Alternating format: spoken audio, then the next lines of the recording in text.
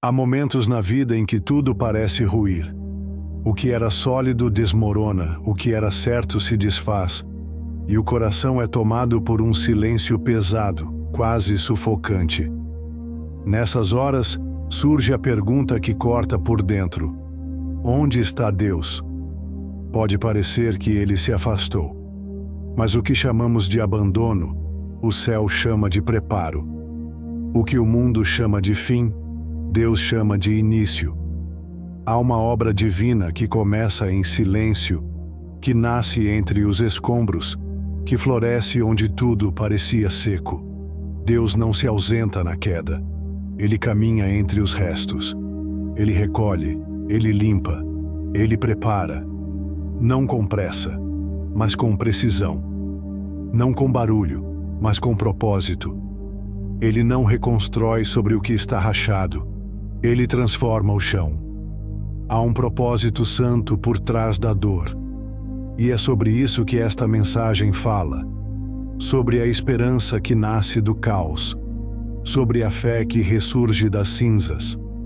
Sobre o Deus que não abandona quando tudo desaba. Ele fica. Ele começa de novo.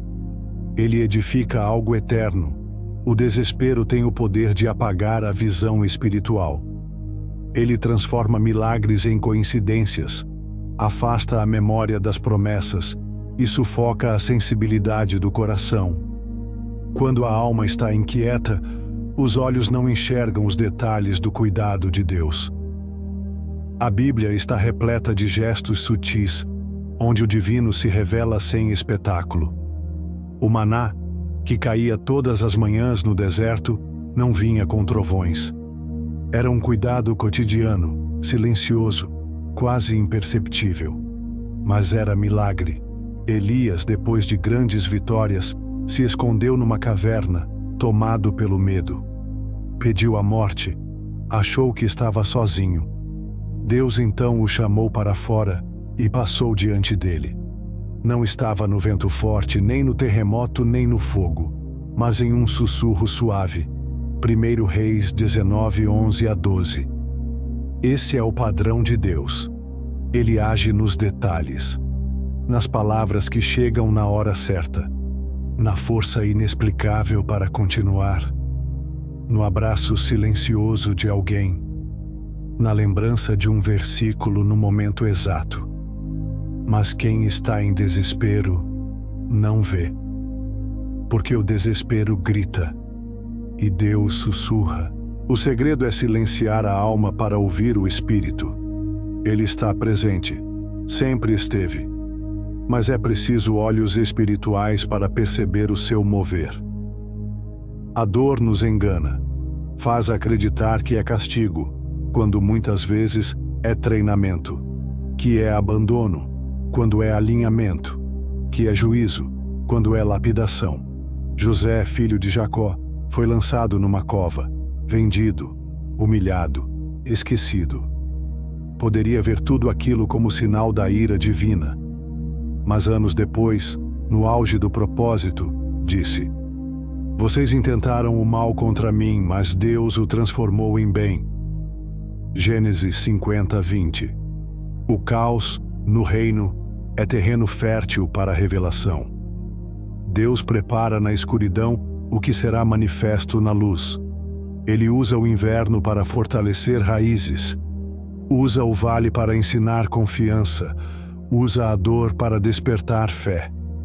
Jesus foi conduzido ao deserto não por Satanás, mas pelo Espírito. Foi lá que ele jejuou, foi tentado, venceu e saiu cheio de poder. O deserto não foi castigo. Foi preparação para o ministério que mudaria o mundo. Não interprete seu momento difícil como o fim da promessa. Pode ser apenas o início da gestação do propósito. Antes do palco, há bastidores. Antes da luz, há silêncio. Antes da ressurreição, há cruz. Quando Neemias ouviu que os muros de Jerusalém estavam destruídos, não virou o rosto. Ele sentou, chorou, jejuou e orou. Neemias 1:4. A dor do povo tornou-se seu chamado, e sua dor seu combustível. Deus não começou por onde ainda estava de pé. Ele começou pelas ruínas, porque o divino sempre escolhe o improvável. Não os tronos, mas os escombros. Não os fortes, mas os quebrados. Neemias desceu às ruínas, viu o estado das pedras, enfrentou zombadores, mobilizou famílias. E ali, entre poeira e cansaço, uma nova cidade começou a nascer. Deus estava ali. Não no luxo, mas na lama. Não no conforto, mas no esforço. Assim também é com a alma. Há partes de nós que estão em ruínas, autoestima, fé, confiança, coragem. E Deus começa por aí, pelos cantos escuros, pelas áreas rejeitadas, pelos pedaços que a gente esconde. E quando Ele reconstrói, tudo muda. Porque Ele não restaura apenas paredes, Ele levanta identidade, dignidade, esperança. Orar entre os destroços é difícil, porque tudo dentro grita o contrário da fé. Mas é justamente aí que a oração se torna mais poderosa, quando é feita no meio do pó. O profeta Ezequiel foi levado por Deus a um vale de ossos secos. Nada vivo, nada promissor. E Deus pergunta: podem estes ossos tornar a viver? Ezequiel 37:3. Ezequiel responde com humildade: Senhor Deus, Tu o sabes. Então Deus ordena: profetiza. E os ossos se movem, se unem, criam carne e recebem fôlego. É assim que a fé age. Não espera tudo melhorar para orar. Ora para que tudo melhore. Ora para que os ossos se movam.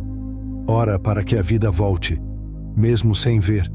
Declare: Senhor, os pedaços da minha vida estão no chão, mas eu creio que Tu és restaurador.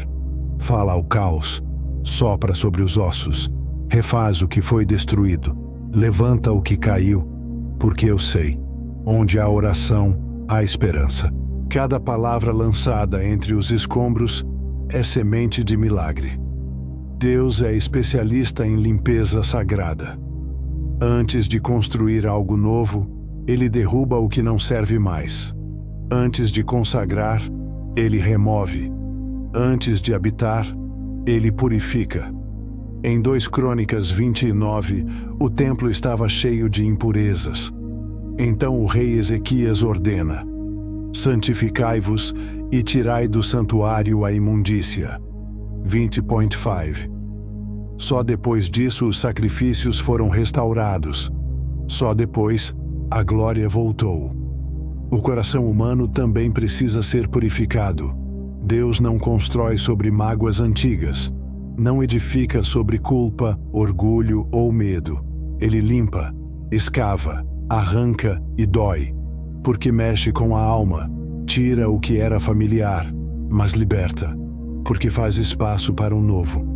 Você está sendo preparado como templo, e Deus quer habitar plenamente em você. Por isso, Ele remove. Porque onde há escombros, haverá glória. Nem todo silêncio é abandono. Às vezes, é sinal de obra. Como o oleiro que molda em silêncio. Como o construtor que, antes de levantar paredes, alinha o solo. Deus está trabalhando. Talvez você não veja, talvez não sinta, mas Ele está. Ele está limpando o terreno, recolhendo o que serve, removendo o que não sustenta mais, e preparando um templo santo, um recomeço. A promessa ainda está de pé. A presença ainda te cerca. A reconstrução já começou. Se essa mensagem falou com você, escreva nos comentários: Deus está reconstruindo minha vida. Isso será um ato de fé. Deixe seu gostei para que esta palavra alcance ainda mais vidas.